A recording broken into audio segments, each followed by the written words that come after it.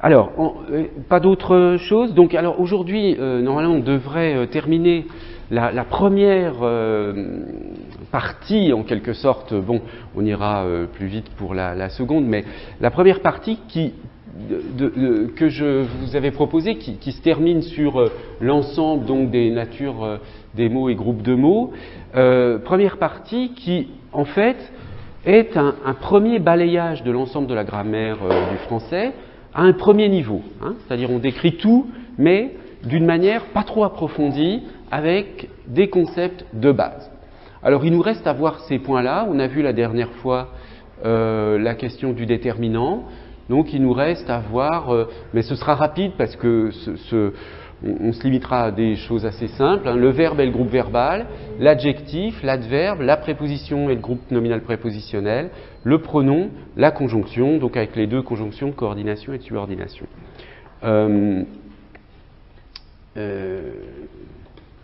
Et donc, une fois qu'on aura terminé ça, normalement, vous devriez être capable, sur n'importe quel texte, de dire mot à mot à quelle catégorie il appartient. Hein, c'est ça le but. Alors, partons du verbe. Quelles sont les informations élémentaires sur le verbe? Alors, d'abord, il faut simplement comprendre ce que signifie conjuguer un verbe. Hein. Donc, conjuguer un verbe, c'est l'ensemble des formes possibles d'un verbe selon son mode, son temps, sa personne. Par conséquent, hein, mais ça je vous l'ai déjà dit plusieurs fois, un verbe à l'infinitif, il fait partie de la conjugaison. Hein. Faut essayer d'éviter cette notion de verbe non conjugué, verbe conjugué, parce qu'au fond, l'infinitif fait partie de la conjugaison. On ne peut pas dire que l'infinitif, c'est le verbe qui n'est pas conjugué. L'infinitif, il est conjugué à un mode non personnel, hein, comme on va le voir. Bon. Donc, le verbe se décompose en éléments qui sont des morphèmes. Donc là, on est dans une analyse de type morphologique. Deux types de morphèmes, le radical, hein, pour le sens stable du verbe, donc radical chante, C-H-A-N-T, par exemple pour le verbe chanter, et puis la désinence. Alors, dans la grammaire scolaire, je ne sais pas comment on dit en FLE en Espagne, mais dans la grammaire scolaire en France, on dit souvent la terminaison au lieu de désinence. Bon, on peut dire les deux, hein, ça n'a pas tellement d'importance. La désinence ou la terminaison, c'est... alors, s'il y a une petite différence, c'est que désinence s'applique aussi bien à ces morphèmes verbaux que, par exemple, à la désinence de genre ou de nombre, alors que j'ai l'impression qu'on aura plus de mal à dire qu'on a une terminaison de genre ou de nombre. Hein. Donc, c'est pour cette raison que le terme de désinence me paraît plus pertinent, mais bon, c'est pas très important. Donc, voilà, dans une forme comme chantait, on a une désinence AIS, dans chanteront, une désinence euron. Alors, évidemment, ensuite, on peut distinguer à l'intérieur de ces désinences plusieurs marques. Hein, des marques de temps et de personne. Exemple, dans il chantait AIENT, la désinence AIENT comporte une marque de temps, AI, hein, qui renvoie à l'imparfait, notamment, enfin au temps du passé, ça peut aussi renvoyer dans certains cas au passé simple, et une marque de personne ENT, une marque de personne ENT qu'on va retrouver dans d'autres temps, par exemple au présent, il chante au pluriel ENT, etc. Donc il y a, à l'intérieur d'une désinence, il y a plusieurs informations, hein, des morphèmes ou des marques de temps, de personne et parfois de mode. Alors, pour la conjugaison des verbes, qui est aussi quelque chose qui est une difficulté du français, puisqu'il y a un certain nombre de verbes irréguliers, mais enfin bon, dans un certain nombre de langues, je crois que l'espagnol a aussi ses complications, on distingue en fait les verbes selon le nombre de radicaux sur lesquels ils se conjuguent.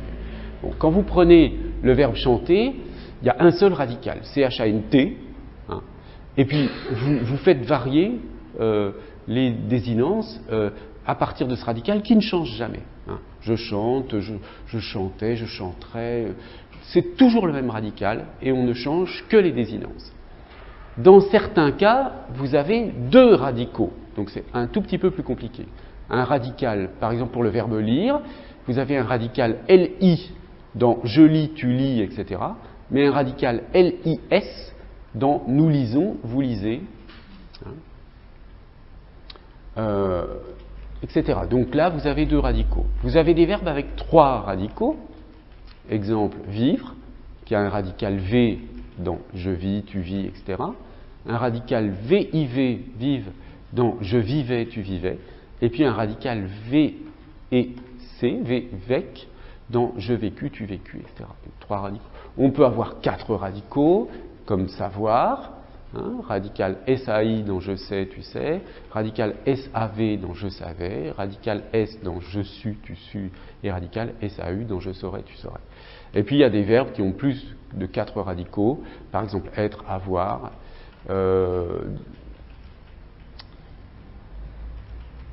Donc,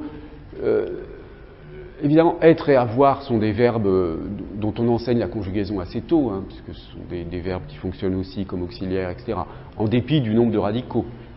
Vous remarquerez, dans une langue, souvent, les choses très fréquentes sont très irrégulières. Mais comme si il était plus facile d'accepter l'irrégularité pour les choses très fréquentes. Mais pour le reste, si vous voulez, il faut quand même tenir compte de la complexité lorsqu'on enseigne un peu la conjugaison des verbes. Il faut tenir compte du fait qu'on va d'abord travailler sur des verbes qui ont un seul radical, puis avec deux radicaux, etc. Bon, quand on analyse une forme verbale, donc on isole le radical, les désinences, et ensuite on examine les marques de temps et de personne. Éventuellement, il y a les marques de mode, mais c'est dans un second temps de l'apprentissage qu'on peut les introduire. Alors, outre la question donc du nombre de radicaux, l'analyse de la conjugaison des verbes en français se fait également selon ce qu'on appelle les groupes de verbes. Donc, il y a trois groupes, traditionnellement, qui sont relativement homogènes pour leur conjugaison. Donc, les verbes du premier groupe, ce sont les verbes qui ont un infinitif en ER, comme chanter, danser, parler, etc. Alors, attention, le verbe aller n'est pas un verbe du premier groupe, puisque il se conjugue d'une façon complètement différente, avec plusieurs radicaux, j'irai, tu iras, je vais, tu vas. Bon, c'est un verbe assez irrégulier, donc on le classe dans le troisième groupe. Mais c'est le seul verbe en ER qui ne fait pas partie des verbes du premier groupe. Alors, ces verbes en ER, c'est quand même le fond, enfin, c'est vraiment la base la plus importante pour le français. Et d'ailleurs, je l'ai indiqué ici, quand on crée des verbes nouveaux, ce sont toujours des verbes en ER. Liker, tweeter, etc. Jamais on aurait l'idée de dire, je sais pas, liker ou tweeter. Bon, donc on fabrique les verbes nouveaux avec cet infinitif, donc ça montre bien que la conscience de ce qu'est, cognitivement, un verbe dans un système cognitif francophone, si vous voulez, un verbe c'est quelque chose du premier groupe a priori. Mais il y a deux autres cas de figure. Les verbes du deuxième groupe qui ont un infinitif en IR et un participe présent en ISAN, comme finir, finissant. Donc ça signifie que plusieurs formes de leur radical est en I2S, is. Donc finissant appartient à la catégorie des verbes du deuxième groupe. Alors on fait la différence, donc ce sont uniquement des infinitifs en IR dans le deuxième groupe, mais seulement certains verbes qui ont un infinitif en IR font partie de ce deuxième groupe. Pas tous. Un verbe comme partir, par exemple, ne fait pas partie du deuxième groupe parce que son participe présent, c'est partant, c'est pas partissant. Par conséquent, on le met dans le troisième groupe. Donc le troisième groupe, c'est le groupe fourre-tout. Il y a tout ce qui n'est ni dans le premier ni dans le deuxième. C'est simple. Donc on y intègre aussi, on peut y intégrer les auxiliaires. enfin les verbes être ou avoir, je dis les auxiliaires, mais être ou avoir ne sont pas toujours employés comme des auxiliaires, mais les verbes être ou avoir, qui sont très irréguliers, ou aller, sont également intégrés au troisième groupe. Donc si ça n'est pas le premier et le deuxième, c'est forcément le troisième. Hein. Et à ce moment-là, ça veut dire que la conjugaison est souvent beaucoup plus irrégulière. Enfin, il y a quand même un certain nombre de régularités parmi ces verbes du troisième groupe, mais vous avez tous sans doute déjà consulté des sortes de tableaux de conjugaison qu'on a, soit dans les dictionnaires, soit dans les grammaires, bon, qui montrent qu'on a certaines complications dans certains cas. Bon, ça s'apprend petit à petit, ça. Hein. Je veux dire, on enrichit le stock de verbes disponibles et la variété des formes peu à peu dans l'apprentissage. Donc, petite récapitulation. Donc, les verbes du premier groupe comme chanter, parler. Les verbes du deuxième groupe comme finir, bondir, grossir. Donc, pourquoi? Parce que bondir, je peux dire bondissant, grossir, grossissant.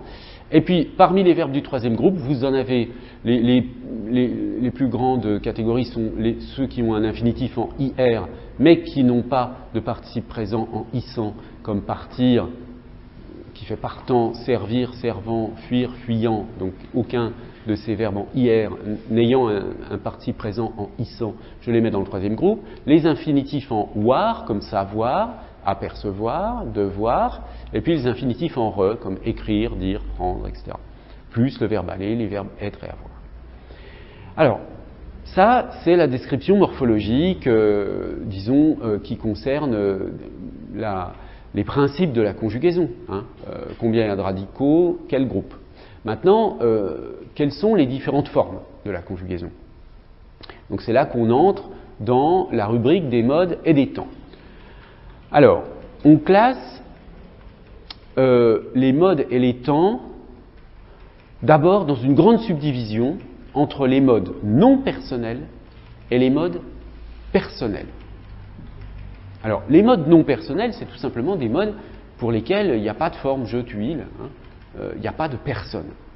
Donc, parmi les modes non personnels, il y a l'infinitif et le participe. Bon, là, pédagogiquement, il y a deux façons de présenter les choses. On peut dire que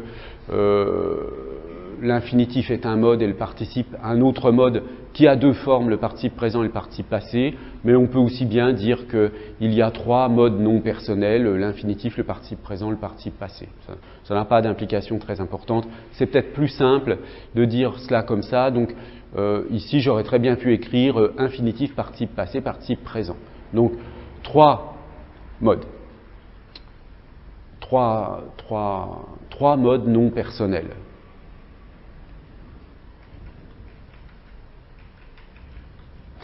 Donc je le redis, hein, l'infinitif et le participe sont bien des formes de la conjugaison du verbe, ce ne sont pas des formes non conjuguées. Ensuite, parmi les modes personnels, vous avez le mode indicatif, et puis ensuite le mode subjonctif et le mode impératif. D'accord ? Donc c'est simple. Trois modes non personnels, trois modes personnels. Trois modes non personnels, infinitif, participe présent, participe passé. Trois modes personnels, indicatif, subjonctif et impératif. Alors, les temps de l'indicatif eux-mêmes se distinguent en temps simple et temps composé. Les temps simples sont le présent, l'imparfait, le futur, le passé simple, le conditionnel présent. Les temps composés sont le passé composé, le plus que parfait, le passé antérieur, le futur antérieur et le conditionnel passé. Alors, vous avez peut-être vous appris que le conditionnel est un mode, non?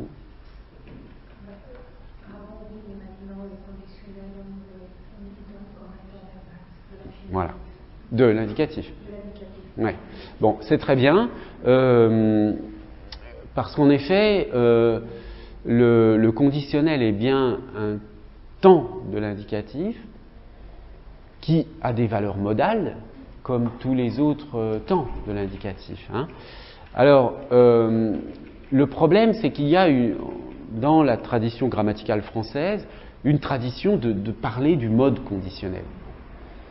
Alors, on a quand même, on était quand même parvenu à faire changer un petit peu les choses et à faire accepter que dans les programmes, le conditionnel apparaisse bien comme un temps de l'indicatif. Là, si vous voulez, quels sont les arguments quels sont les arguments? Pourquoi on a souvent considéré le conditionnel comme un mode? C'est parce qu'on pensait au conditionnel dans les hypothèses. Si j'étais riche, j'achèterais une belle voiture. Bon. Donc effectivement, dans j'achèterais une belle voiture, on peut considérer qu'on a une valeur modale, puisque, alors il faudrait définir ce que c'est qu'une valeur modale, mais là, si vous voulez, je fais une sorte de petite parenthèse théorique. Une valeur modale d'un temps, on peut la définir, la façon la plus simple de le définir, c'est que c'est une valeur non temporelle. En fait. Les temps, les temps, c'est ambigu le terme de temps en grammaire, parce qu'on parle de temps pour le subjonctif, l'indicatif, l'infinitif, ce sont des temps ou des modes. Bon. Le problème, c'est que si on prend le terme de temps comme un terme technique, le terme de temps a une extension beaucoup plus limitée. Le temps, dans les langues en général, c'est le passé, le présent ou le futur.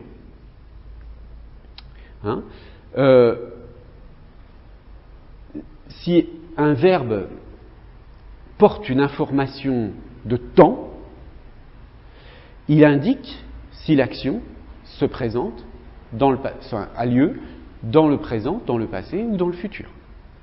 C'est ça l'emploi temporel d'un verbe.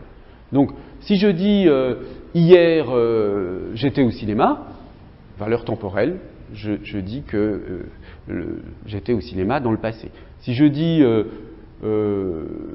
quelqu'un me téléphone, je ne peux pas te répondre, je fais court. Là. Donc je suis en train de faire court. Valeur temporelle. Demain, j'écrirai un article sur tel sujet, valeur temporelle.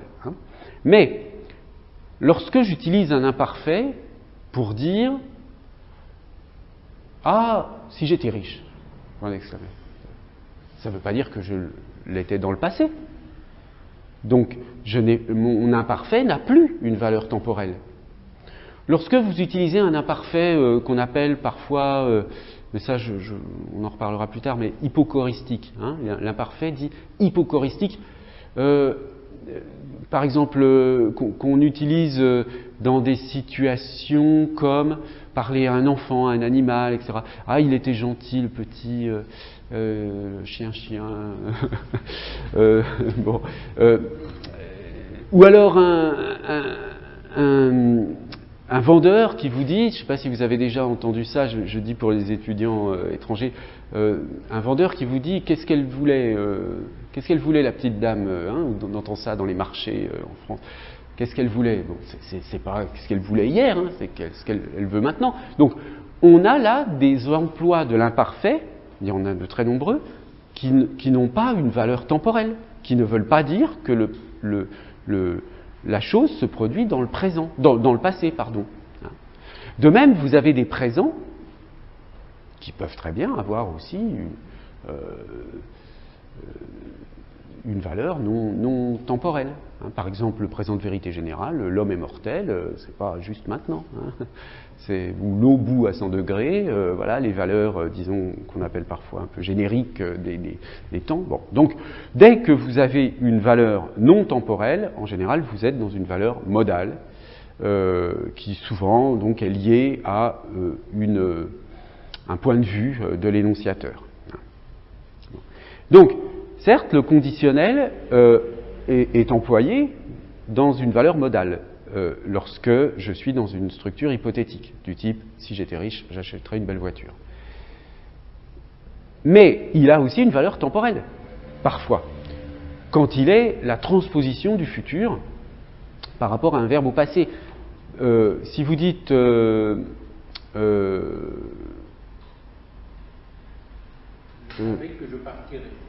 je sais que tu partiras, d'abord, je sais que tu partiras, et au passé, je savais que tu partirais.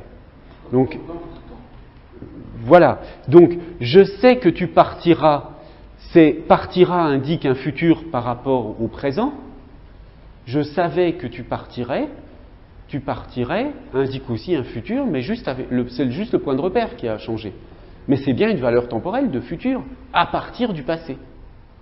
Bon. Donc, puisque le conditionnel peut avoir une valeur temporelle, on ne peut pas du tout le considérer comme un mode, puisque le mode conditionnel, ça voudrait dire qu'il n'a que des valeurs modales, puisque le seul mode qui a des valeurs temporelles, c'est le mode indicatif. En fait, hein. Tous les autres modes n'ont pas de valeur temporelle. L'infinitif, là, je ne l'ai pas dit parce que pour l'instant on est juste dans la conjugaison, mais quand vous voyez sur une porte frapper avant d'entrer, c'est pas frapper dans le présent, dans le passé, il n'y a pas du tout d'indication de temps, hein, c'est pas du tout temporel. Le subjonctif non plus n'a pas du tout de valeur temporelle. L'impératif non plus, puisque c'est quelque chose, c'est un ordre, on ne sait pas si ça va se réaliser ou pas. Il n'y a des valeurs temporelles qu'à l'indicatif en réalité. Donc, tous les temps qui peuvent avoir des valeurs temporelles font partie des temps de l'indicatif. Ça, c'est un premier argument pour dire que le conditionnel doit être considéré comme un temps de l'indicatif, puisqu'il a des valeurs temporelles à côté de ses valeurs modales. Bon. L'autre argument, c'est un argument simplement morphologique. Hein. Quand vous observez les formes du conditionnel, je ne sais pas si je l'ai expliqué là, non ? Oui. Quand vous observez les formes du conditionnel, vous voyez que vous avez chantait au passé simple, chantait à l'imparfait, chanterait au futur, donc passé simple, imparfait, futur, donc avec un morphème de futur là, et puis un morphème de passé qui est parallèle à, hein, et quand vous faites toute la conjugaison, vous voyez que c'est complètement parallèle, hein, tu chantas, tu chanteras, etc. Bon, on voit bien que la case qui manque ici, c'est chanterait. Ah yes. Donc, la morphologie des verbes du premier groupe montre bien que le conditionnel s'insère parfaitement comme une sorte d'équivalent du futur pour le passé. Il y a une sorte d'analogie, enfin de proportion ici.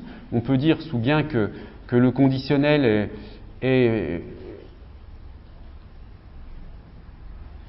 par rapport au futur ce que l'imparfait est par rapport au passé simple, ou bien que le conditionnel est par rapport à l'imparfait ce que le futur est par rapport au passé simple. Bref, c'est un autre argument, ici plus morphologique, pour dire que le conditionnel est bien un temps de l'indicatif. Alors, tant mieux si vous me dites que en Espagne, c'est comme ça qu'on enseigne les choses. Parce qu'en France, il y a eu donc récemment la parution des instructions officielles pour l'enseignement de la grammaire, et malheureusement, ils ont remis l'imparfait, le conditionnel comme mode. Alors c'est très bizarre, hein. C'est très bizarre, ça paraît très étrange, mais en fait il y a des raisons politiques qui sont derrière, aussi curieux que ça puisse paraître, parce que si vous voulez, un groupe un peu influent, sans vous entrer dans les détails, mais qui est partisan d'une vision traditionnaliste des choses, considère qu'il faut revenir à la tradition de dire que le conditionnel est un mode. Donc, pour des raisons multiples, le ministère a tranché en disant, dans les programmes, on va dire que le conditionnel est un mode. Mais on va enseigner aux professeurs que c'est un temps, quand même. Mais comme c'est plus simple, pour les élèves, on va dire que c'est un mode. Donc, vous voyez, c'est extrêmement étrange, hein, mais on voit qu'on a voulu satisfaire tout le monde. Mais ce qui est quand même très bizarre, c'est que du point de vue scientifique, hein, parce qu'il y a quand même, on ne peut pas dire n'importe quoi en grammaire. Hein, c'est faux de dire que le conditionnel, c'est tout bonnement faux. C'est à peu près comme si vous enseigniez aux enfants que les dauphins sont des poissons et pas des mammifères, au prétexte que c'est plus simple à comprendre. Bon, les profs le savent, hein, que ce ne sont pas des poissons, bon, mais c'est plus simple pour les élèves. Après tout, ça nage, c'est comme les autres poissons, tout ça. Bon. Pourquoi compliquer les choses? C'est exactement le même raisonnement. Hein. Et vous voyez que ce qui est très curieux et ce qui est quand même embarrassant pour nous, c'est que il arrive que dans les hautes sphères de l'État, on puisse se permettre de dire n'importe quoi au sujet de la description de la langue. Juste parce que ça nous arrange politiquement, etc. Hein, ça, c'est quand même très gênant. Bref, passons. Donc, oui, je vous en prie. Le subjonctif n'a pas de valeur temporelle. Oui, alors, je vais y revenir dans un instant. Hein, on va faire le subjonctif juste après. Donc là, je vous ai récapitulé l'ensemble des formes, mais je suppose que je ne vous apprends rien ici. L'ensemble des 5 temps simples de l'indicatif et les 5 temps composés. Les temps composés qu'on obtient, bien sûr, avec l'auxiliaire au temps simple. Ici, j'ai mis uniquement avec l'auxiliaire avoir, mais pour certains verbes, comme sortir, par exemple, vous avez un auxiliaire être. Alors, maintenant, le subjonctif. Pourquoi je dis que ça n'est pas temporel, le subjonctif? Quand vous dites, par exemple, il faut qu'elle fasse un effort, c'est un souhait. Donc, le fait qu'elle fasse un effort, ça n'est ni dans le passé, ni dans le présent, ni dans le futur. Ce sera peut-être dans le futur, mais ce n'est pas dans le futur. C'est pas comme si on disait, elle fera un effort. Où là, l'action est dite, je veux dire, on dit qu'elle va s'accomplir dans le futur. Là, on souhaite qu'elle s'accomplisse.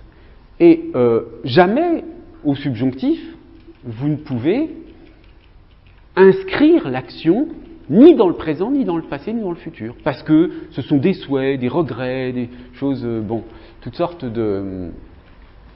Alors, évidemment, vous allez me dire, je regrette qu'elle ait fait cette erreur, l'erreur a bien été faite avant. Hein. Mais le subjonctif, qui est peut-être un peu compliqué à comprendre ici, parce que souvent on dit que le subjonctif c'est ça exprime ce qui n'est pas actualisé ou ce qui est virtuel. Je ne sais pas comment on vous l'a présenté. Bon.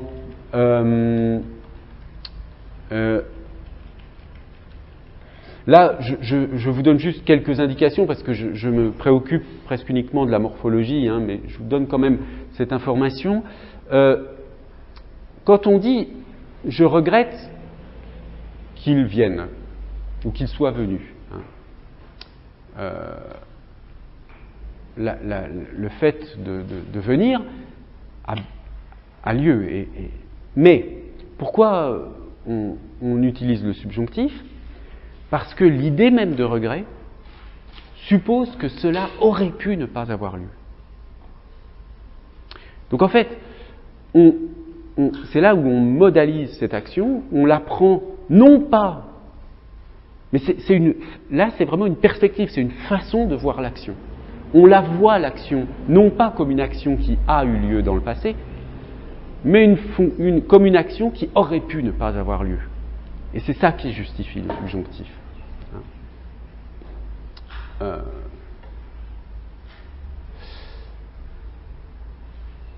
Bien. Donc, pour le subjonctif, vous avez 2 temps simples, le présent et l'imparfait, mais attention, ici, ça c'est la tradition grammaticale qui nous oblige à dire présent du subjonctif imparfait, mais ça n'a rien à voir avec l'idée de présent ni avec l'idée de passé. Hein. Il faut qu'elle fasse un effort, il fallait qu'elle fît un effort. Alors bon, bien sûr, le subjonctif imparfait en français, contrairement à l'espagnol, il est très peu utilisé. Hein. Le subjonctif présent, oui, mais pas le subjonctif imparfait. Subjonctif passé avec l'auxiliaire conjugué au subjonctif présent, je regrette qu'elle ait fait cette erreur, et au plus que parfait avec l'auxiliaire à l'imparfait du subjonctif, je regrettais qu'elle eût fait cette erreur. Enfin, vous avez le mode impératif.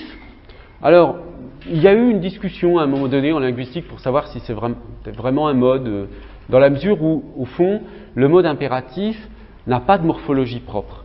Hein. La morphologie de l'impératif, c'est la morphologie du présent, au fond. Alors, bon, mais là, traditionnellement, on pourrait considérer que c'est un emploi un peu particulier de forme du présent, mais là, l'enjeu est beaucoup moins important que dans le cas du conditionnel. On le considère simplement comme un mode, dans la mesure où, en effet, les emplois de l'impératif sont là aussi non temporels. Hein.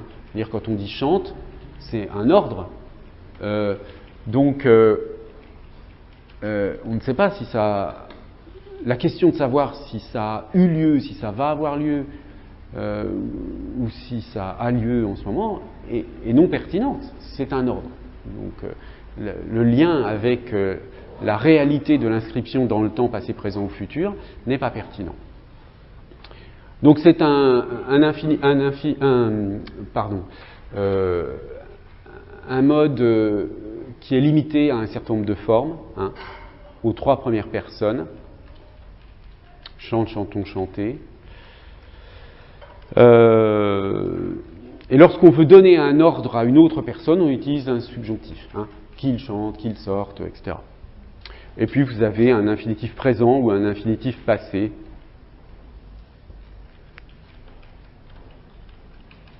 Alors, dans le classement des modes, donc,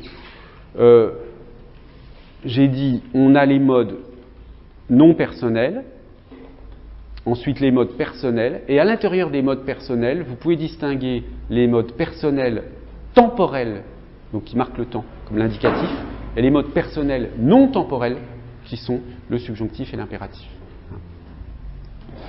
Voilà.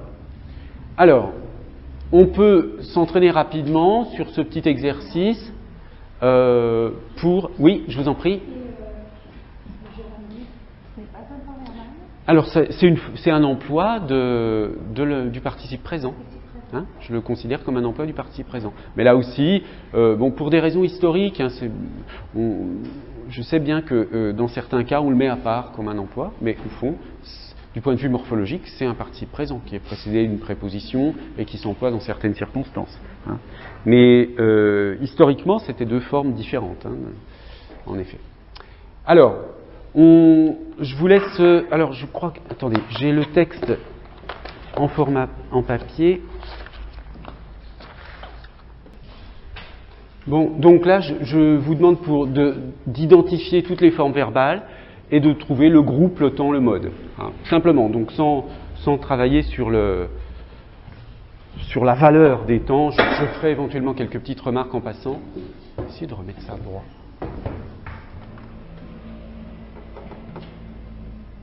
Voilà.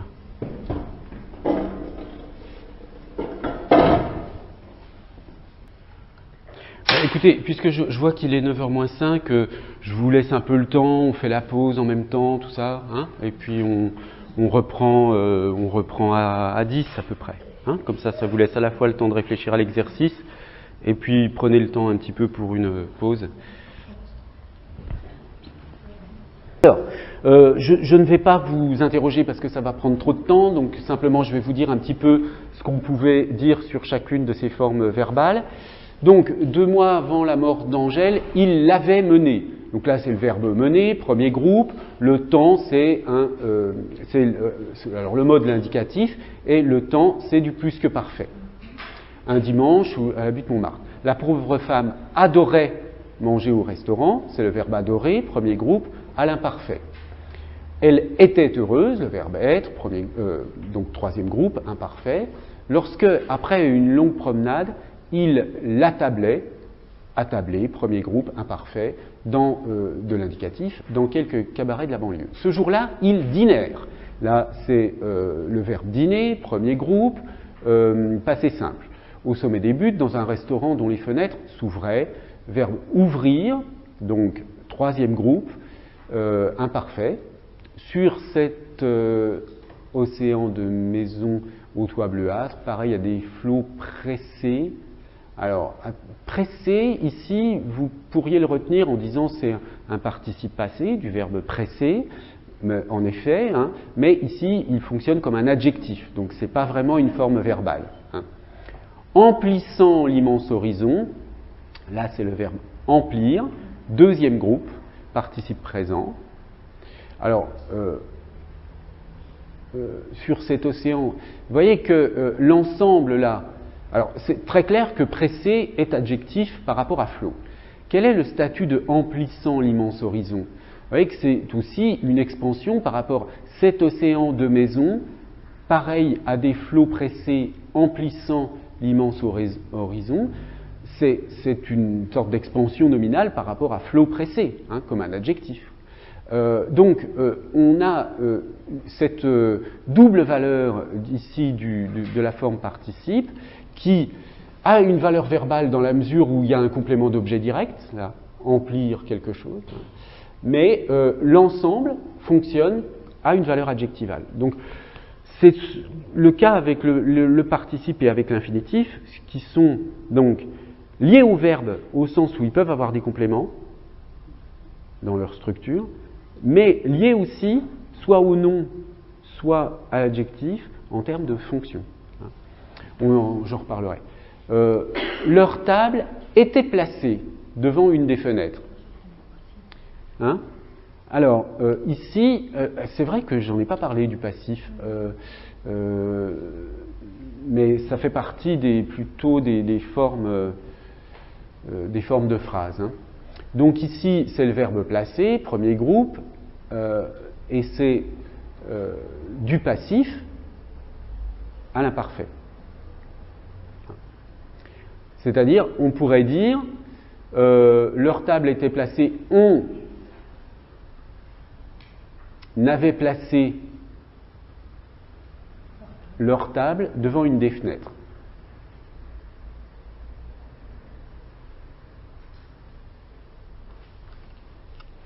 Ce spectacle des toits de Paris égaya sa carte, donc ici, passé simple, verbe égayer du premier groupe.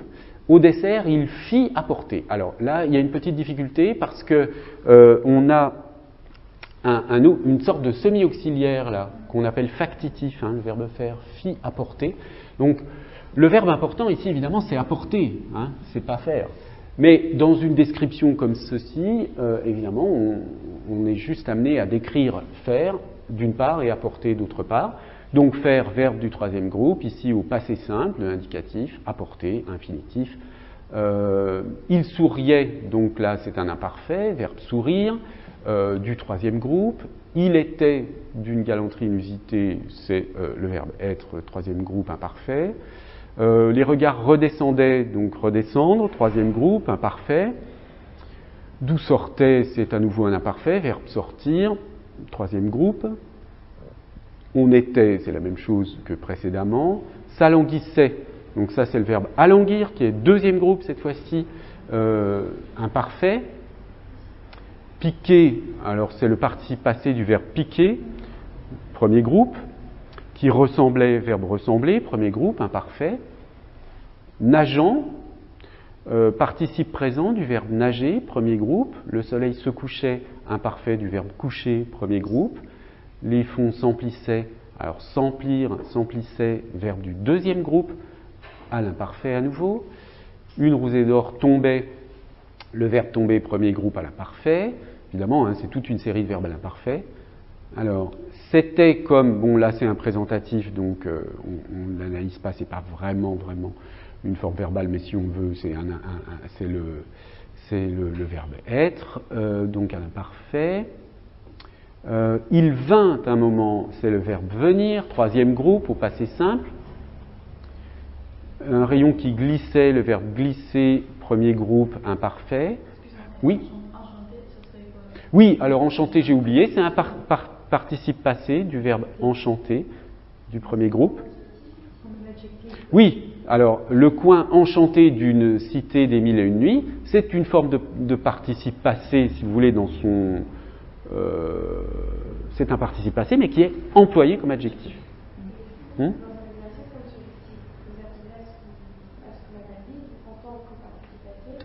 Tout dépend de la question. Mais tout dépend de la question qui est posée. Mais si je demande, par exemple, d'étudier les adjectifs, il faudra l'étudier en disant que ça fonctionne comme un adjectif. Si je dis qu'il faut étudier les formes verbales, il faut l'étudier en disant oui, c'est une forme verbale, mais qui fonctionne comme un adjectif. Il faut dire les deux choses. Comme ça, vous êtes sûr au moins de dire une qui est bonne. Il vint un moment où le rayon qui glissait fut si resplendissant, donc là le verbe être au passé simple. Les maisons semblèrent, c'est le verbe sembler, donc du premier groupe qui est au passé simple. Fondre, infinitif, du verbe fondre qui est donc du troisième groupe. Aux voix d'Issachar, alors ici c'est le verbe voir à l'impératif, hein, donc voir, verbe du troisième groupe. Il pleut, alors évidemment là c'est le verbe pleuvoir du troisième groupe, mais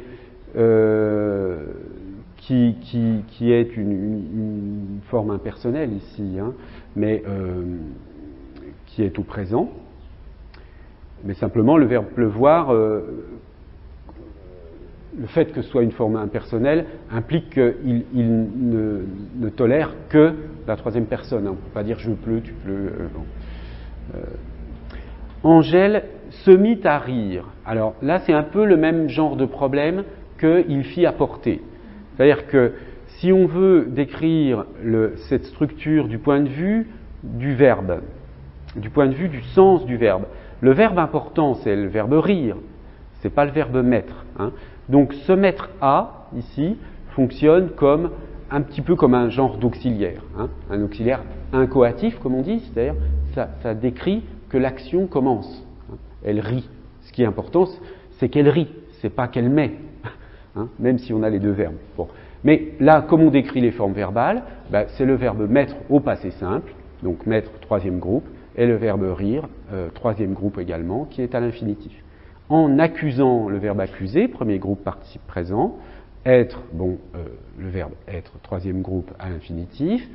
Oui. Alors oui, mais le gérondif, comme je le disais tout à l'heure, c'est un emploi parmi les emplois du participe présent. En termes de forme, c'est accusant. Et si on devait utiliser, s'il y avait une question sur étudier l'emploi des participes présents, on verrait qu'il y a des participes présents qui sont employés comme adjectifs, d'autres qui sont employés comme verbes dans des propositions participiales, d'autres qui sont employés comme gérondifs. Hein. Mais ça, ce sont les emplois du participe présent. C'est, si vous voulez, un autre niveau d'analyse. Donc ramassé, premier groupe. Son mari s'était levé. Alors, attention, là, on n'est pas dans la même situation que la table était placée. Hein. S'était levé, c'est le verbe se lever qui se construit avec un auxiliaire être. Donc, on a bien ici un plus que parfait du verbe se lever, hein, lever, se lever, qui est donc un verbe du premier groupe. S'accoudant, participe présent du verbe accouder, premier groupe. C'est la colonne Vendôme, n'est-ce pas, qui brille, verbe briller au présent de l'indicatif. Voilà, Madeleine, un beau quartier où il y a beaucoup à faire. Alors, comme je ne peux pas lire la suite, il y a beaucoup à faire, donc le verbe faire, troisième groupe infinitif. Cette fois tout va brûler, verbe brûler, premier groupe infinitif. Vois-tu, donc ici c'est le présent du verbe voir qui est du troisième groupe.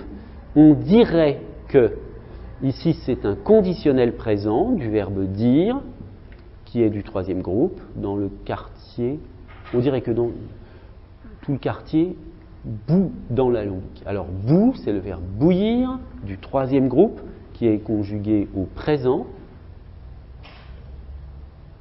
Et voilà. Hein, donc, ça, on a fait quand même l'exercice, c'est assez facile. Il n'y avait pas tellement, évidemment, c'est difficile de trouver un texte où il y a toute la variété des subjonctifs, des choses ici. Là, il y avait beaucoup d'imparfaits, mais je pense que c'est quand même là un genre d'exercice qui pour vous est assez facile. Alors, je vais terminer, je vais aller assez vite et vous relirez si vous voulez sur le PowerPoint pour quand même pouvoir avancer. Donc, parce que là ce sont des choses très très faciles sur les différentes parties du discours. Donc, vous avez l'adjectif